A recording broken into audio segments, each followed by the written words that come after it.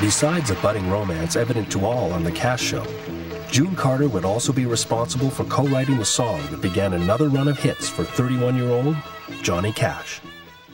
June had found a letter or something from an old friend that was going through a divorce, and in that letter said, "Love is like a burning ring of fire. I'll never get married again, da-de-da-da-da-da." And that's where we had the idea for it.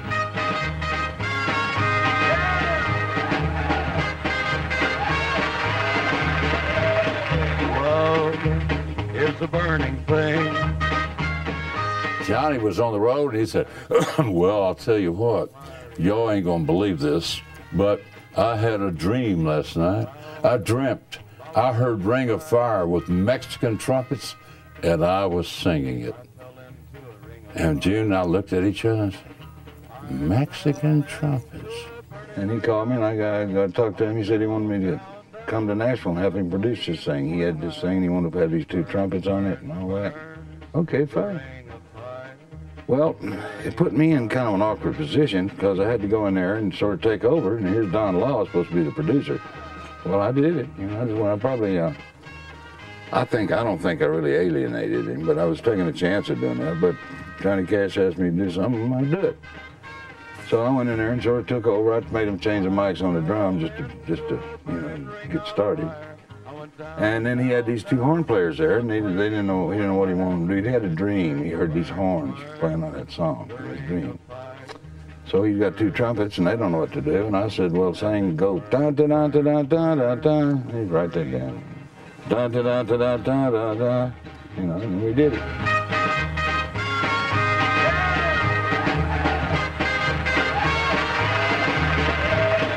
Love is a burning thing, and it makes a fiery ring. Bound by wild desire, I fell into a ring of fire. I fell into a burning ring of fire. I went down, down, down, and the flames went higher. And it burns, burns, burns, the ring of fire, the ring of fire.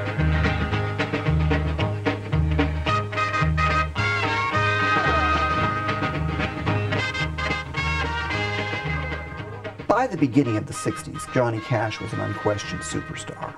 I mean, you have him being wildly experimental with Ring of Fire, Mexicali trumpets, you know, what's that? He had a defiant manner and confidence.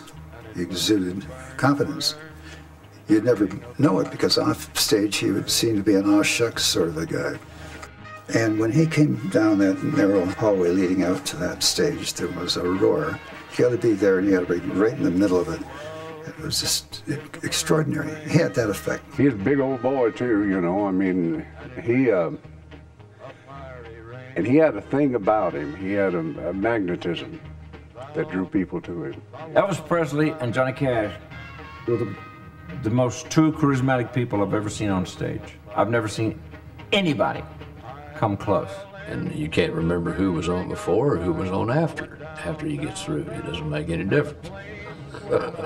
I've seen Elvis shake, Hank Williams shake, but he did something that I've never seen happen before. He turned his back on the audience and stayed turned. You know, in vaudeville, the old rules were never turn your back on the audience because you might get hit in the head with a grapefruit or a tomato. You got to be watching all the time so you could duck. And here was Johnny Cash dressed in black, and he turned around with his guitar over his back to the audience. And that was just as shocking as shaking your legs on the stage. The electricity of his performance. Sometimes a little crazy. I heard he kicked all the lights out of the footlights out at the Grand Ole Opry. At first I thought he was just nuts. Genius comes in strange packages.